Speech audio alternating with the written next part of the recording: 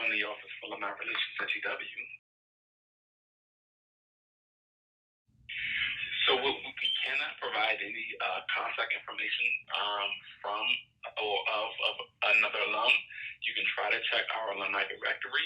Technically speaking, if a person has approximately 15 credits or more, we should still have them in the system. But unfortunately, we cannot pass out that information without the person's expressed permission to do so.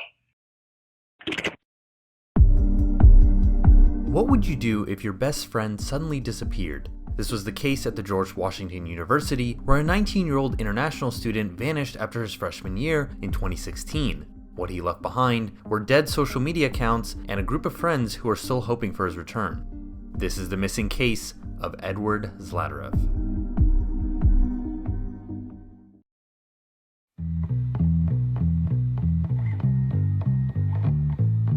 The great filmmaker Werner Herzog described two truths, the accountant's truth and the ecstatic truth.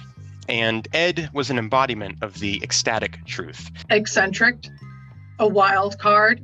Definitely a bit of an odd guy at times, but man, he was a character. He was pretty relaxed, even keeled, but you would have a conversation with him and next thing you know, he's talking about outer space and going to outer space, but he's completely serious. And so he embodied the ecstatic truth because even though you didn't doubt what he was saying, it was much more vibrant than anything else anyone else would experience. Ed and I were tight. He was one of my closest friends freshman year at GW. I was dating Matt at the time, and him, Tad, and Ed were the three best buddies. But he and I were supposed to room with each other sophomore year of college, and I remember going to look at something on the housing portal, and it popped up and said my roommate was some random dude. And so that's when questions started getting asked. People started wondering, where is this guy?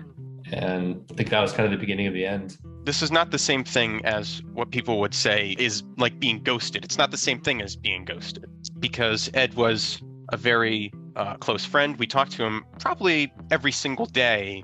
And Ed had me at his dad on LinkedIn, and his dad is still posting, but Ed's LinkedIn still says he's a freshman.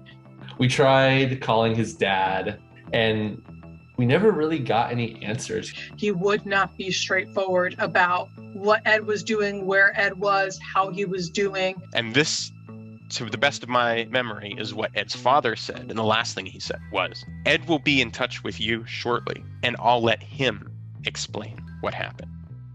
That didn't happen, so we still don't know.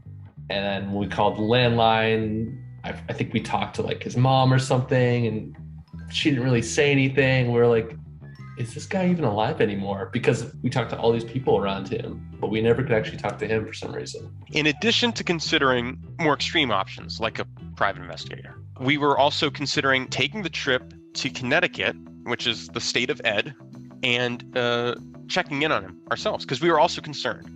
They were talking about it, they're like, we're gonna go to Ed, literally showing me his house on Google Maps. But we didn't want to pry too much, and we definitely didn't want to show up at their house. Might have been Matt's mom who said maybe he doesn't want to be found. So my theory, and I think the main theory, is that he ran into academic problems. The way he lived was almost the way a rock star would live. And you think, oh, that sounds pretty fun, until you realize we're at a university. We need to be studying. And he would sleep like a koala.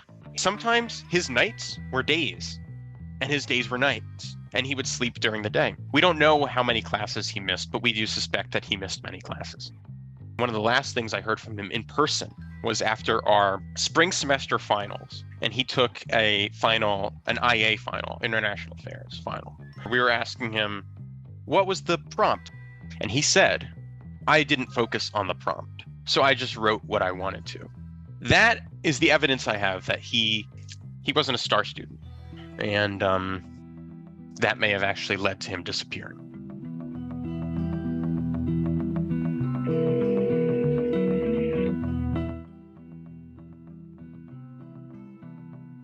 You reached the voicemail box of Edward Zlatarev. I'm sorry I'm unable to take your call right now, but I'll call you back as soon as I can. Thank you.